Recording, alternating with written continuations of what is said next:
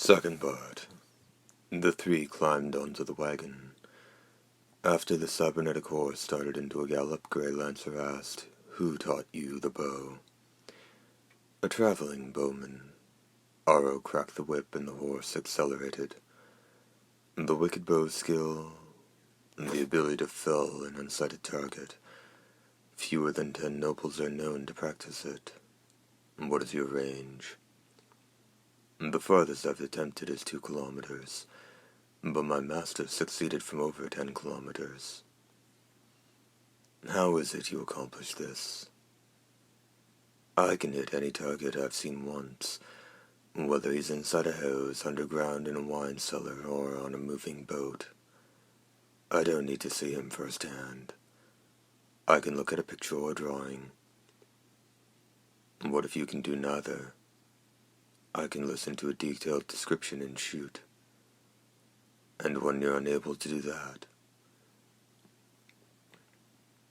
if I had a strand of the target's hair, a sliver of skin, a part of a nail, nothing of the kind, then I'd have to go by the name alone. You can do it. But the accuracy goes down to 10%. A formidable skill. It was a sincere appraisal. That the boy was human did nothing to lower the noble's estimation of his skill. Such was the measure of the noble named Greylancer. Then he asked a frightful question. "Have you ever felt a noble?" "Alas, no. My master hasn't either. But if I had a mind to, I wouldn't miss." The wagon rattled down the road in silence for nearly an hour before entering the tiny village. Aro and Letitia's house stood just west of the village square. The farmhouse was spacious and made of lavish materials, as might be expected of a family affluent enough to adopt. The three climbed down from the wagon inside the barn. "I'll be by with a blanket later," said Aro. "Aro, what are you saying?" Letitia said. "We can't have a guest sleep in the barn." "It's all right," said Greylancer. "Your brother knows well how to treat me. It is the proper way." Hearing this, Letitia could say nothing more. "What will mother and father say?" "I'll explain it to them later." With this curt response, Aro left the barn. "My brother is acting very strangely," said Letitia, to which Greylancer answered, "He is only doing what I requested." "When was that?"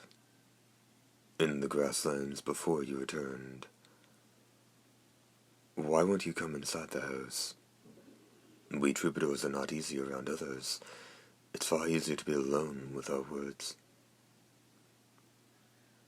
Each utterance weighed heavily like iron. Letitia nodded in satisfaction. "Then I'll be back later to bring you dinner.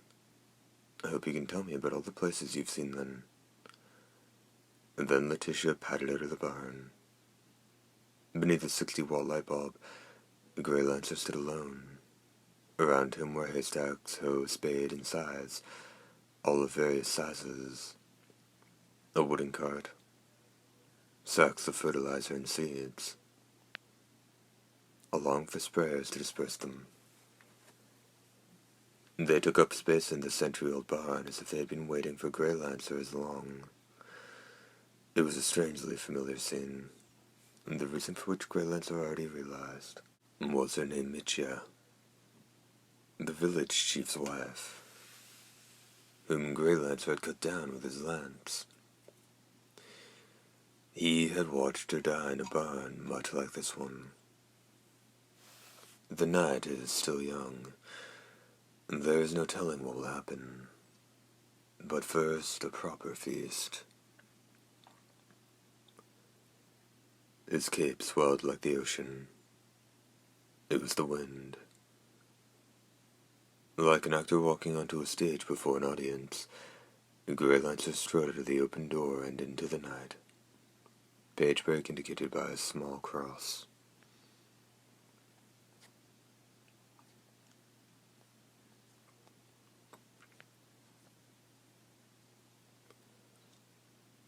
As soon as Letitia returned to the main house, the family took their seats at the dinner table. Letitia began by regaling them with the tale of the troubadour who'd sung her a song. "Why, that's wonderful," said Mother.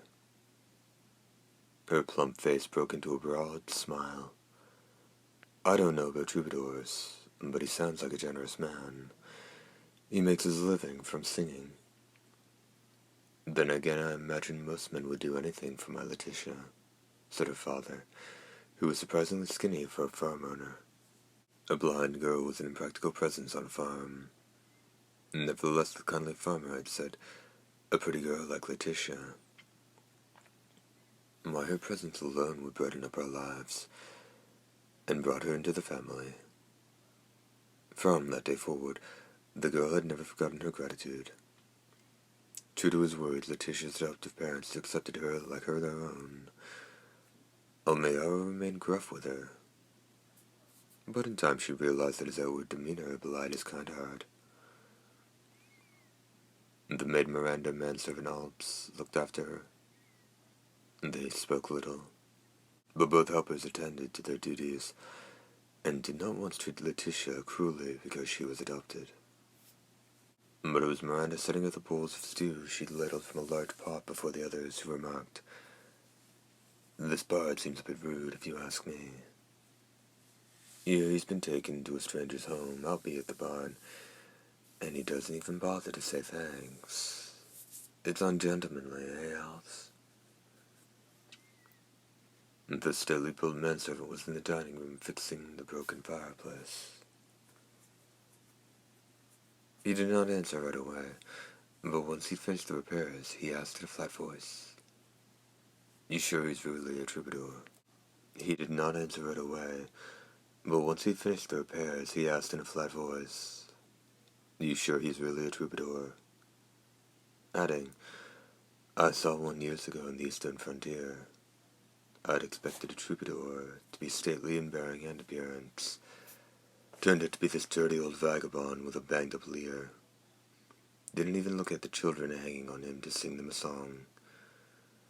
I heard he was taken in by the village chief, ended up writing a good 10-20 pieces in exchange for meals and lodging. 2 or 3 years later, one of the verses he composed on that night had gotten out, and it was as awful as if I'd written it. Even a newborn child could have sung it. That's what everyone thought at the time. But it's not about the song," Alps said, casting a sideways glance at the girl. "My point is, Miss Letitia, troubadours are stingy that way. That's what it takes to survive."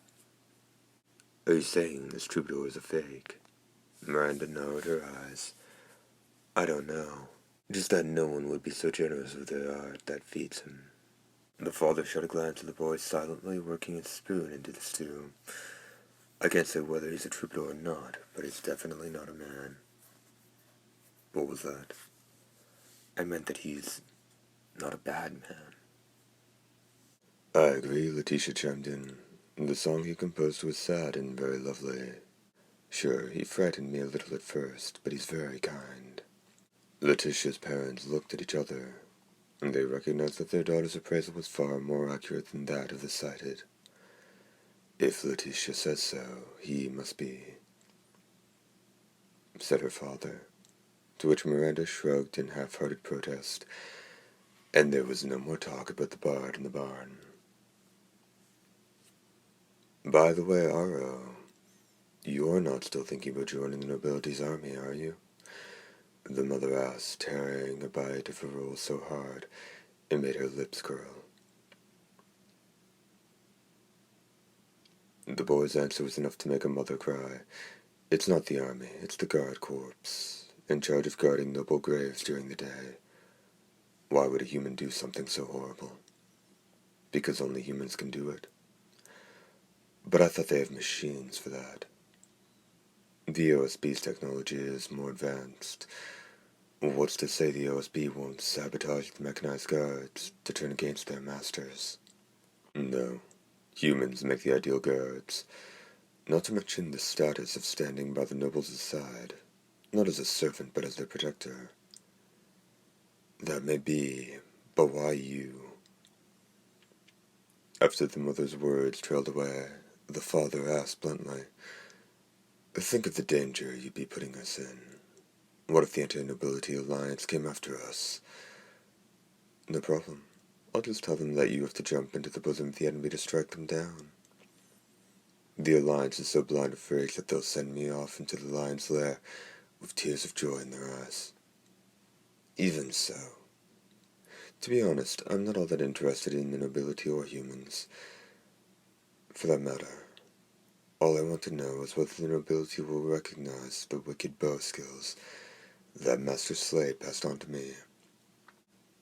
What the nobility need now are not archers but telepaths, I've heard. If it doesn't work out, fine, but I'm not going to be able to live with myself without at least trying.